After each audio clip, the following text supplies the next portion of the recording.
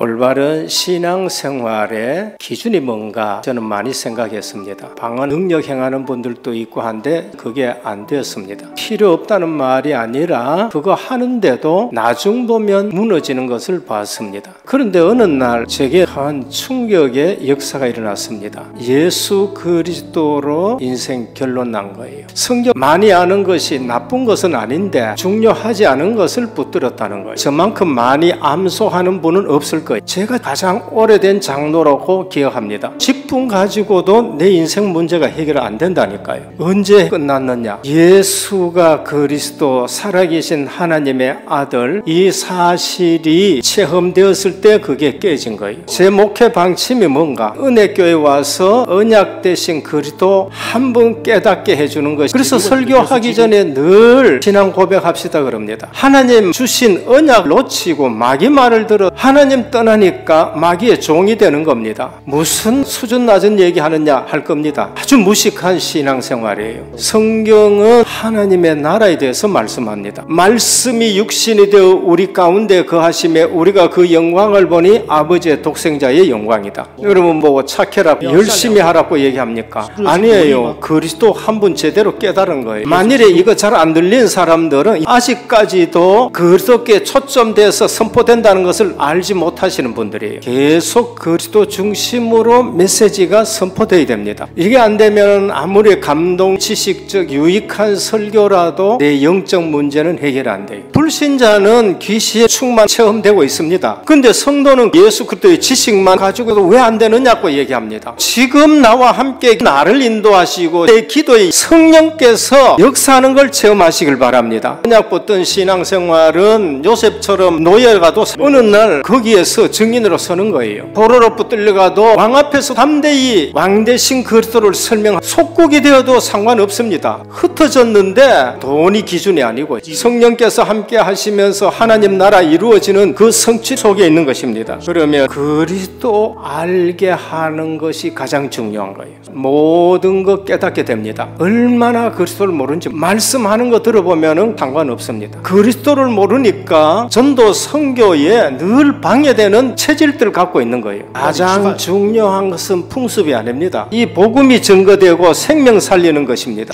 이거 안 바울은 예루살렘에 올라가면 붙들리고 죽는다 예언하는 사람의 예언을 듣고도 예루살렘에 올라가요. 이유가 뭔가? 네가 예루살렘에 가서 증거한 것처럼 로마에 가서도 증거해야 된다는 거예요. 여러분 그리스도 알면은 끝나버립니다. 전 그리스도 압니다. 피조물인 우리가 그리스도 다 안다 거짓말이에요. 지금 예수 아는 거 극히 일부분입니다. 알수록 더 예수 그리스도를 많이 알 수밖에 없는 마음이 생기는 거예요. 그리스도가 무엇이냐? 하나님의 비밀입니다. 사도 바울이 그 그리스도를 만나고 만대에 감춰졌는데 이제 나타났다는 그 안에는 지혜와 지식과 모든 바가 다 감춰져 있다. 그래서 그리스도 알고 바르게 영접 누리는 겁니다. 그리스도 알고 누리는 자에게는 하나님이 전도의 문을 아는 것만큼 열어줍니다. 오늘 하나님은 누구에게 영혼을 맡기느냐? 복음 깨닫는 자에게 맡깁니다. 오늘 보자기가 3번 내려왔다고 말씀합니다. 초대교회는 복음의 수준이 굉장히 낮았다고 볼 수 있습니다. 우린 대개 그 기준 가지고 살아갑니다. 그런데 하나님은 내면으로 하나님과 통하는 사람을 보고 계십니다. 마가 다락방에 모인 120명이에요. 예루살렘 성전에 서기관, 바리새인, 사두개인 가지고 일하시는 게 아닙니다. 언약을 붙들고 하나님과 통하는 사람, 하나님이 세계 복음화를 이루어 가십니다. 형님은 다 커가지고 군대 보낼 정도입니다. 사람들이 보기에는 큰일 하는 것 같습니다. 그런데 누구하고 일을 하느냐? 다윗하고 일을 하십니다. 내 마음에 합한 자라고 말씀하셨습니다. 하나님과 뜻이 통하는 전도자는 모든 것이 다릅니다. 아브라함이 뜻을 알기 전에는 출발을 했는데 하란에 머물기도 애국까지 내려오기도 하고, 그런데 어느 날 하나님의 뜻을 알았습니다. 롯이 포로로 붙들려 가가지고 아브라함이 가병 데려가가 롯을 구하고 소돔 왕이 뺏겼던 거 전부 찾아옵니다. 그 전리품을 아브라함에게 주려고 합니다. 아브라함이 뭐라고 하는지 아십니까? 네가 재물 줘서 부자 됐다 소리 듣기 싫다. 하나님이 나를 부자로 만든다. 여러분 전도자는 시시한 것, 이 땅의 물질에 연연하지는 않습니다. 요셉은 성공했는데 다른 얘기합니다. 증조부 아브라함이 언약 붙들고 우리 생명 구원하기 위해서 나를 이곳에 먼저 보냈다는 거예요. 정탐꾼 여호수아 갈렙 갈렙 가나안 땅 보는 눈이 틀려요. 저들의 신은 떠났다. 저들은 위에 밥이다는 이 산지를 내게 주셔서 45년 전에 하나님이 말씀하신 그 언약을 말하는 거예요. 로마서 이면계약 딱 붙들고 있습니다. 보호자, 동력자, 식주인, 생명건자. 예루살렘 교회에 숨겨진 문제가 있습니다. 초대교회 120명 모두가 성령 충만 받았습니다. 전도가 되어지고 예루살렘 교회로 바뀌는 겁니다. 숨겨진 문제가 뭔가? 유대적인 종교 사상이 그들 안에 남아있는 겁니다. 복음 받으면 우린 복음 아닌 것, 전도 선교에 방해되는 건 전부 잘라내야 돼요. 오늘 또 복음 받아나가놓고 왜 이방인 집에 가 식사했느냐? 율법주의 들고 나오는 거예요. 바리새인의 종교의식이 남아있습니다. 회의해야 되고 예수 믿고 그래도 할례를 받아야 된다는 거예요. 그렇죠. 여러분 복음에다 자꾸 다른 거 덧붙이면 안 돼요. 사도 바울이 아브라함이 할례 받기 전에 의롭다함을 받았다는 거예요. 그 표징으로서 할례를 베푼 거, 더 큰 은혜를 처음 하라고 주는 것입니다. 복음 깨달으면 전도 선교 세계 복음화에 방향 맞춰야 돼요. 이것보다 더 우선하는 것은 없습니다. 너희의 알 바가 아니오라. 너희는 먼저 그의 나라와 그의 의를 구하라. 오직 성령이 너희에게 임하시면 너희가 권능을 받고 땅끝까지 증인되라는 것입니다. 예루살렘 교회에 숨겨진 문제가 선민이라는 좋은 사상을 가지고 복음화가 보는 거예요. 구원 교리에 있어서 가장 먼저 되는 것이 선민교리입니다. 하나님이 선택된 자를 부르시는 겁니다. 그래서 교리를 잘못 알면요, 나는 선민이고 너희는 아니다. 유대인들이 거기에 빠져버렸습니다. 그러니까 전도 선교를 막아요. 좋은 교리 붙들고 재앙을 당하고 흩어지게 되는 사건들이 터지는 겁니다. 그래서 믿어도 말씀대로 믿어야 되고요. 복음 전도 공교에 맞지 않는 것으로 적용하면 그게 재앙이 되는 거예요. 오늘 또 더디 깨닫는 성도와 교회들이 있습니다. 왜 그런가? 종교 체질 때문에 그렇습니다. 편견 내 고정관념에 딱 잡혀 있습니다. 하나님은 지금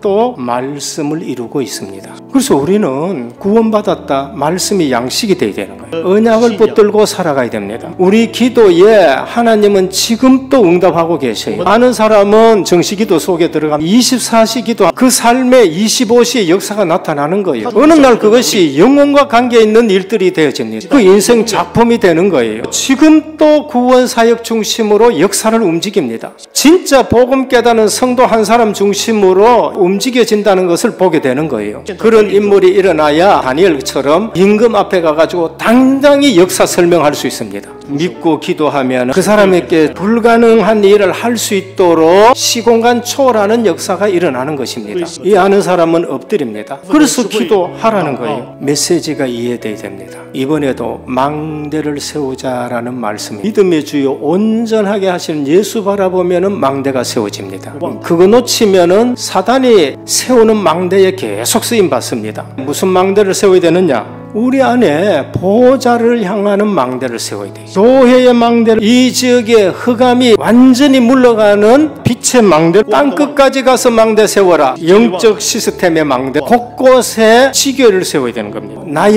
237의 망대를 세워야 돼요. 기도의 능력, 기도의 비밀의 망대를, 절대 미래의 망대를 재림주 그리스도 붙드셔야 됩니다. 들을 귀 있는 자는 들으라. 우리 은혜교회는 영적 장자의 그릇 준비하시기를 축원합니다.